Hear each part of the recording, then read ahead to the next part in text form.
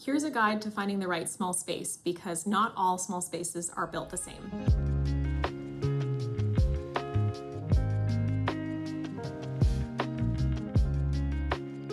If you haven't heard, we're searching for a new place, and in my hunt, I've noticed that some small spaces feel a lot bigger than others depending on how the floor plan is set up.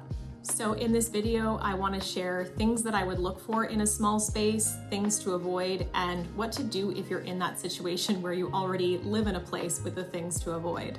And if you're new here, welcome. I'm Tina, and my experience of living in this 400 square foot apartment with my husband Rob for the last 4 years has really made me an enthusiast for all things small living and minimalism, and I'm happy to share those tips with you on this channel. So if that suits you and it's something you want to learn more about, subscribe and follow along. Let's talk first about things that I would look for in a small space.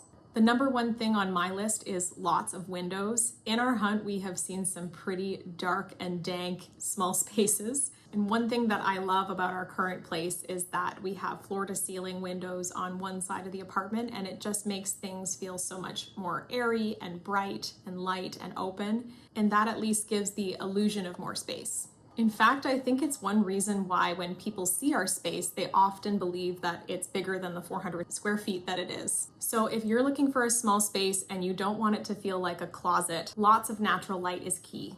The next thing that I would look for in a small space is higher ceilings. Higher than standard ceilings will go a long way towards helping your place feel a lot bigger than it is. We've seen a few lofts in our search, and those tend to look a lot bigger than spaces of the same size because visually your eyes get drawn up. And with higher ceilings, you can also take advantage of the vertical space by using shelving that gets placed above the line of sight. And that way you can store more things that are off the ground and out of the way. And the third thing that I would look for in a small space is open concept floor plans. Small spaces that don't have tons of walls will give you the freedom to customize the zones yourself through furniture placement.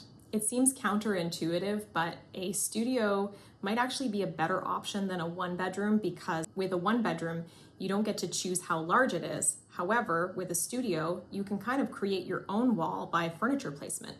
And that will allow you to really maximize the square footage because you get to decide how big that space is compared to the other spaces in your apartment. Now, you could create this wall with a partition screen or a curtain, but it could also be something like a bookshelf that you use. And that would actually allow you a bonus storage option on top of acting as a separation between your different zones. So I recommend looking for these kinds of things when you're searching for a small space. Now that we've covered things to look for, I want to talk about some things to avoid in a small space and what to do if you're already in a space that has these things. The first thing that I would avoid is long, narrow hallway layouts, and I'll show you some examples of what I mean. Surprisingly, lots of spaces are designed this way. They're sort of like a C-can floor plan, so everything is just long and skinny. And I hate these, first because they usually mean that you only get windows with natural light on one end of the apartment, and that can amount to a really dark and dank place.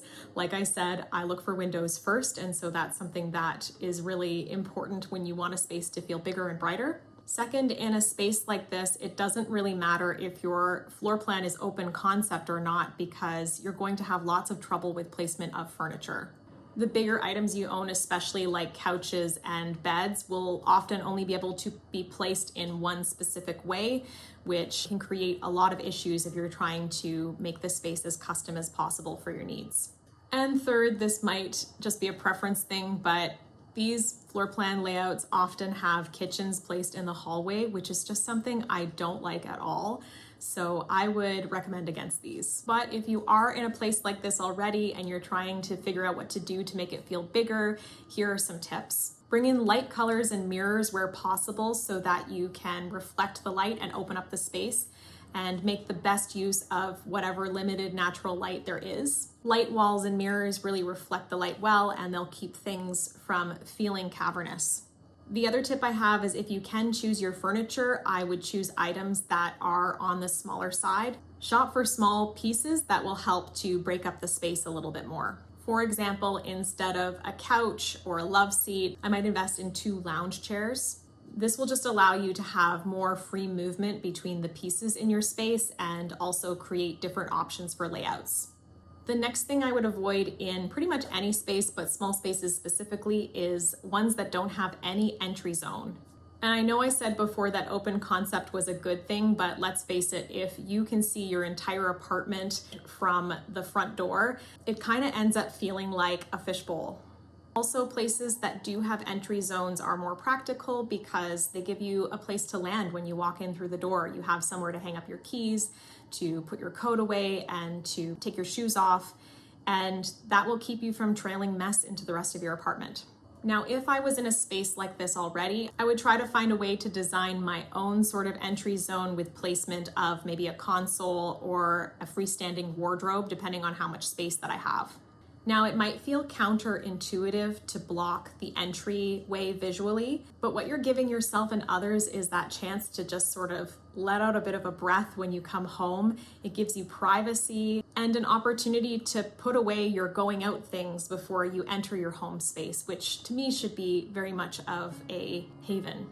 So I hope these tips help you if you're on the hunt for a small space or if you already live in one with some of these challenges. And let me know in the comments what other challenges you have for living small. I would be so happy to keep this dialogue going. Thanks so much for watching, and if you liked this video, feel free to hit the like button and subscribe. You have no idea how much it helps my channel to grow, so thank you for the follow, and I hope to catch you next time.